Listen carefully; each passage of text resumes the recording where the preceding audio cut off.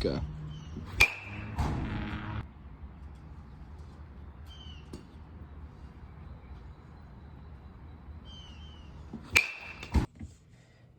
Newton's first law, also known as the law of inertia, states that an object at rest tends to stay at rest unless acted upon by an unbalanced force.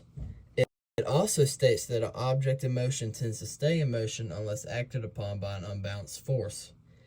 In the demonstration that you just witnessed, the baseball is the object that tends to stay at rest, and Reed with a baseball bat is the unbalanced force that puts the baseball, the object that tends to stay at rest, into motion.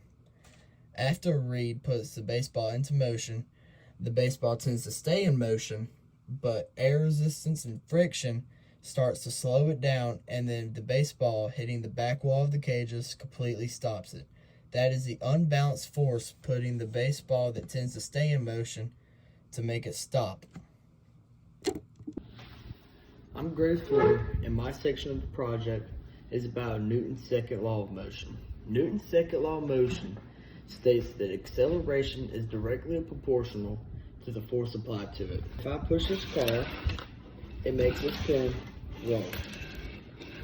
And so the acceleration of me pushing on this car makes this car move. You see, this is like the bare minimum to make the car roll, and it don't roll far. But if I just push it a lot harder, the force makes acceleration increase. The greater force of me pushing it harder makes the speed go a lot faster. So here I have this little piece of metal. I still have this car. If I push the car into this piece of metal at the same speed I did the pin, the car just stops because it takes all the acceleration from this car to make this piece of metal move, to make this piece of metal accelerate.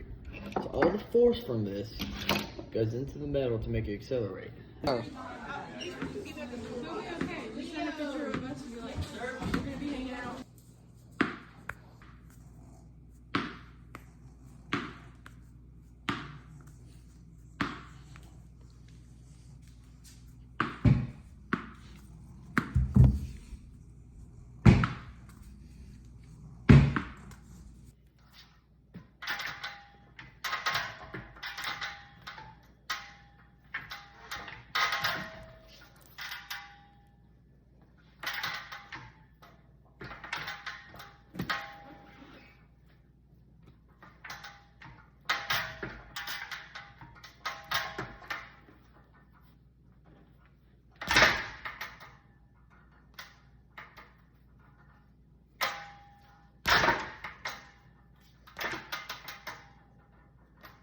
Newton's third law of motion, also known as the action-reaction law, states that for every action, there is an equal or opposite reaction.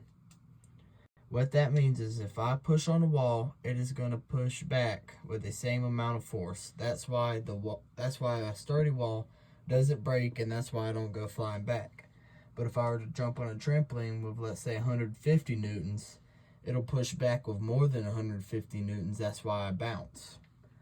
And with the videos y'all just saw of me and Caleb throwing the tennis ball on the ground and against the wall, let's just say, I don't know the exact force, but let's just say the tennis ball pushes down with 2 newtons. The ground pushes back with more than 2 newtons, and that's why it bounces. And whenever I push on the punching bag, let's just say I push the punching bag with 5 newtons. It moves, but it'll swing back because of the energy that carries. That's the reaction from my action to it.